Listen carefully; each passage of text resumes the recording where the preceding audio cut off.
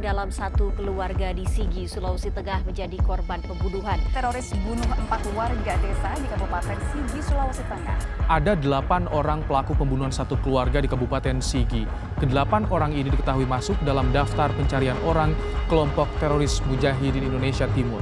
Mereka perlu untuk menyampaikan pesan teror ini gitu. Caranya dari 8 rumah yang kemarin diserang, ada yang dibakar habis, ada yang dibakar dapurnya aja, dan ada beberapa orang yang dibunuh. Dan dibunuhnya pun kan dengan sangat keji ya. Perasaan saya campur aduk banget.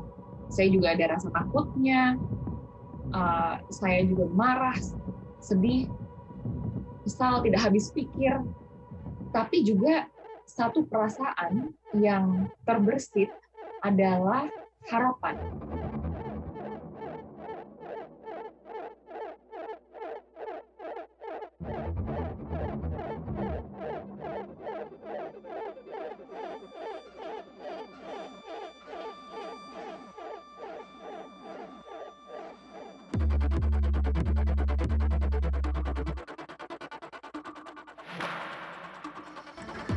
Jadi ketika pertama kali saya dengar tentang kejadian terorisme di Sigi itu langsung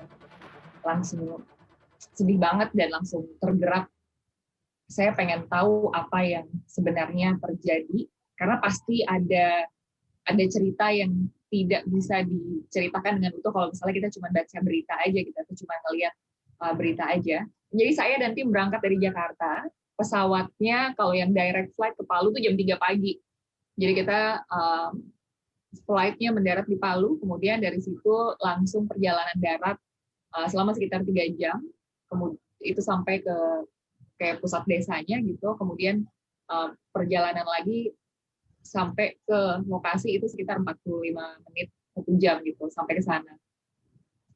Dan medannya juga makin lama makin sulit ya, karena mulai dari jalan yang masih aspal, kemudian lama-lama udah jalan yang lebih sempit, ada sisa-sisa bekas longsor, terus lama-lama jalan tanah, berbatu, kemudian kita juga sempat melewati jembatan yang kayu gitu, jadi bahkan mobilnya lewatnya harus satu-satu, karena kalau lewatnya bareng, mungkin risiko nggak kuat gitu jembatannya. Saya tidak tahu apakah ini serangan yang direncanakan secara sangat sistematis gitu ya oleh kelompok MIT.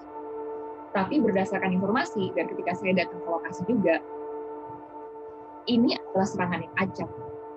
Karena kalau misalnya kita melihat secara suku, secara agama, korbannya MIT itu memang acak. Orang Islam juga kena, orang Kristen juga kena, orang Hindu juga kena. Yang saya nggak kebayang ya, ketika itu terjadi. Jadi ketika saya ke sana, saya tanya gitu, ini penyerangan ke sekian rumah, itu kejadiannya berapa lama? Durasinya, itu tuh sekitar 1 jaman. Dan artinya, jadi durasi penyerangannya itu artinya mereka ya memang mungkin bagi-bagi tugas gitu ya. Tapi kemudian mereka perlu untuk menyampaikan pesan teror ini gitu. Caranya dari 8 rumah yang kemarin diserang, ada yang dibakar habis, ada yang dibakar dapurnya aja, dan ada beberapa orang yang dibunuh. Dan dibunuhnya pun kan dengan sangat keji ya. Jadi mereka benar-benar ingin menyampaikan pesan teror gitu, ingin menimbulkan ketakutan. Ternyata kondisi alam itu memang mempersulit, karena memang situasinya hutannya sangat lebat, berbukit-bukit, sehingga memang wajar ketika tim terorisnya itu bersembunyi juga lebih susah ditemukan, karena banyak sekali tempat persembunyian mereka yang bisa mereka pakai. Dan yang kedua, soal sinyal. Karena artinya petugas ketika misalnya ada yang mengidentifikasi, itu mereka untuk menghubungi satu sama lain kan artinya butuh telepon satelit misalnya. Ini tidak hanya jauh dari pusat kota ya, pusat kota Palu, tapi juga jauh dari pusat desa, karena desanya juga mencar-mencar. Jadi ketika saya ke sana, itu mungkin salah satu hal yang saya lumayan kaget adalah jarak rumahnya itu jauh-jauh banget.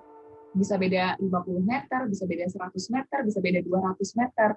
Jadi bisa jadi memang tidak terlalu kedengeran gitu apa yang sedang terjadi di satu rumah gitu.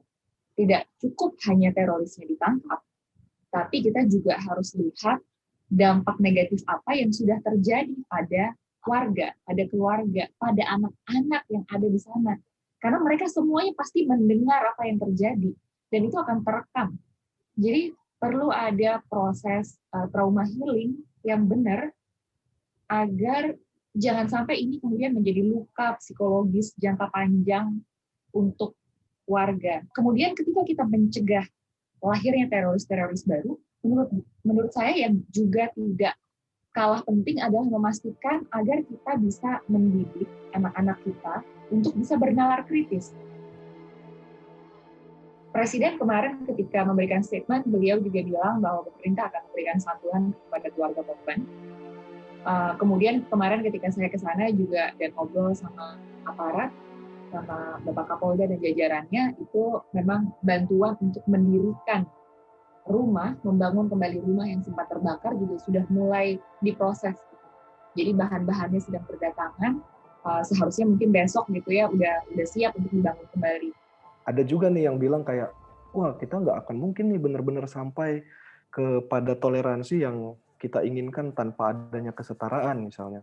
Harus setara dulu semuanya, gitu baru kita bisa gitu bicara soal coexisting gitu. Kalau Kak Ayu gimana? Jadi kalau kita bicara soal toleransi dan kemudian dihubungkan dengan kesetaraan, sebenarnya kan ini mungkin setiap orang akan punya definisi yang beda-beda gitu tentang kesetaraan. Jadi biasanya saya lebih suka menghubungkan itu dengan keadilan. Karena ketika kita berbuat adil, maka salah satu yang penting banget adalah kita jangan sampai mengambil hak orang lain. Kayak misalnya teroris gitu, dia menjarah bahan makanan, itu kan sebenarnya mengambil hak orang lain. Kemudian teroris membakar rumahnya itu mengambil hak orang. Mengambil nyawa orang itu juga mengambil hak orang untuk hidup. Dan dengan dia melakukan teror itu mengambil hak orang untuk hidup dengan tenang. Apalagi nanti misalnya untuk daerah-daerah yang memang pernah terjadi konflik seperti Sulawesi Tengah, itu memang pernah. Memang sampai sekarang masih ada konflik, mulai dari Poso dulu berlanjut sampai sekarang.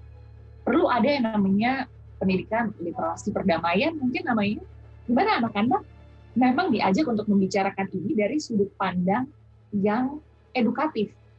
Karena anak-anak pasti membicarakan ini. Dan kalau misalnya mereka tidak diberikan informasi dengan benar, maka bisa jadi yang didiskusikan narasinya menjadi tidak benar gitu. Jadi ketika saya berada di sini, ketemu sama warga, melihat langsung ke lokasi, melihat betapa sulitnya medan di sana, perasaan saya campur aduk banget. Saya juga ada rasa takutnya, saya juga marah, sedih, kesal, tidak habis pikir. Tapi juga satu perasaan yang terbersit adalah harapan.